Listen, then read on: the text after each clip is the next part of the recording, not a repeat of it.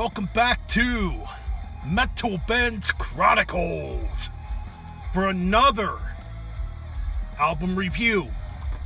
You know, this album came out a month ago now. Came out on April 3rd of 2020. I'm talking about the 13th studio album by Testament, Titans of Creation. Right there. I'm gonna try my best to review this. You know, this is a band, honestly, that just gets better and better with age. Similar to Overkill, or even Flotsam and Jetsam. These bands, these old thrash bands, Creator you can throw in there, Destruction, Sodom, all these old thrash bands from back in the 80s. I swear to God, man, these bands get better and better and better with age. Because these bands have put out some stellar material in the last decade or so, And Titans of Creation, man, is no exception. This is phenomenal. So you got Chuck Billy on vocals, Eric Peterson on rhythm guitars, Alex Skolnick on lead guitars, you got Steve DiGiorio on bass, and you got the monster, the mammoth, Gene Hoglan on drums. Excuse me there, I kind of screwed up. But yeah, I mean, what a lineup. It's an all-star lineup, when you really think about it.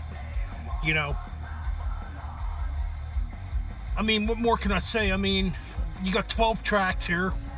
One's kind of like an outro, to end the album. So yeah, man, you got Children of the Next Level to begin this album, and right away, man, it's just a big smack right in the face, man. With the aggression and the speed. And Chuck's vocals, holy cow, that's another thing, man. Chuck Billy, I believe Chuck Billy's 58 years old, and he's singing more aggressive now than he did back in the 80s, Not to put down those early Testament albums, because they're classic for a reason. Albums like The New World, Practice What You Preach, The Legacy, Souls of Black, The Ritual, But man, this track is just phenomenal. It's got those Egyptian, Eric Peterson rhythms. And let's talk about that too. Eric Peterson, man, he's got to be the most underrated rhythm guitar player in thrash metal. I mean, yeah, we all talk about how great James Hetfield and Scott Ann were. And the memorable riffs them two wrote. Dave Mustaine too, guys like that. But Eric Peterson, man, this guy can write some fucking rhythms. I mean, yeah, he's always had like that Egyptian vibe to his rhythm playing, Those Egyptian harmonics that him and Skolnick do, going all the way back to The Legacy in the beginning, with tracks like Burn Offerings. But anyways, that's a killer track, though. Great way to begin the album. Then we got World War III. Again, another thrashing tune, man. Kind of takes me back to an album like The Gathering, a bit. Really good tune, really thrashy, really aggressive, man. What can I say? Dream Deceiver kind of slows it down a bit. Now, Dream Deceiver, to me, Dream Deceiver kind of has that Practice What You Preach type of vibe to it. Like I said, it's more mid-paced, Yeah, I wouldn't say quite The Ritual, but I would say probably Practice What You Preach, in that time frame when it comes to the style on this track. But it's a phenomenal track too. Then we get Night of the Witch, one of the other singles that was released from this album. Great playing, man, on this track too. Now, I noticed there's a bit of a black metal influence vocally on this track. I don't know if it's Eric Peterson doing the black metal parts, it doesn't really say. Or if it's Chuck, man. If it's Chuck, holy shit, man. But yeah, man, a bit of a black metal influence vocally, Then we get City of Angels, which slows it down. Probably the most melodic track on the album. To me, Cities of Angel kind of has that... Now, this one kind of has a bit of that Ritual vibe to it. I could see this being on the Ritual or an album more in that style, It's definitely the most melodic track on here.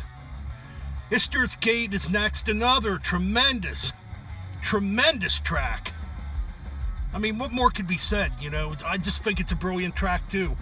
You know, great rhythms in that track, you know, great drumming, obviously. Symptoms, you know, another pretty decent track on here, too, man. You know?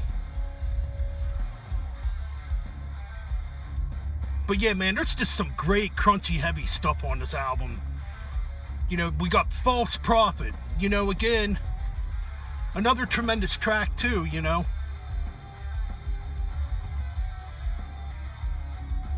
The Healers is great. Code of, excuse me, I'm probably going to mess this one up. Code of Hammurabi.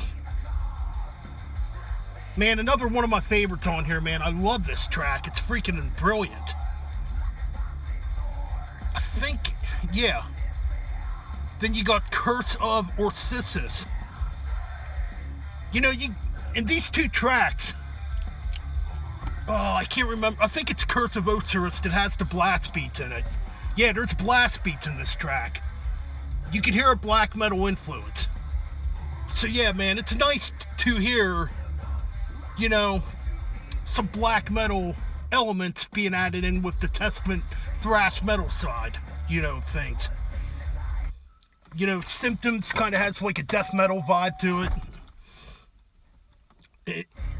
A little bit, you know what I mean? Chuck does a little bit of death metal vocals on there, kind of going back to, you know, the days of Demonic, The Gathering, you know, those two albums. The Catacombs ends the freaking album. You know, Catacombs, it's just a short little instrumental. When I first heard it, and I first heard this on, not Spotify, on iTunes, I first heard this album. Honestly, I thought it was going to be a cover of Legions in Hiding at first.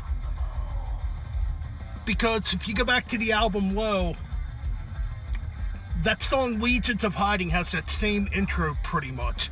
You know, of course this has more like dynamics to it with that little bit, you know, that little orchestration piece, you know. Now, what would I rank this album? I do think it's a tad better than Brotherhood of the Snake. Is it better than Dark Roots of Earth, though? Pretty equal, you know. Formation of Damnation, you know, it's up there. I'm gonna give this New Testament album, I'm gonna give it a 9 out of 10, man. It's a great album. It is 58 minutes long. That might hurt it a little bit. It's a little lengthy. But besides that, it's still a great album. Alright, guys. That's basically my review of the brand New Testament album, Titans of Creation, man. I think it's brilliant. Great album. You know, the 58-minute mark, like I said, might be too lengthy for some people, but it's still a brilliant freaking album by Testament. And Testament just proves to get better and better with age. Alright, guys, keep it metal.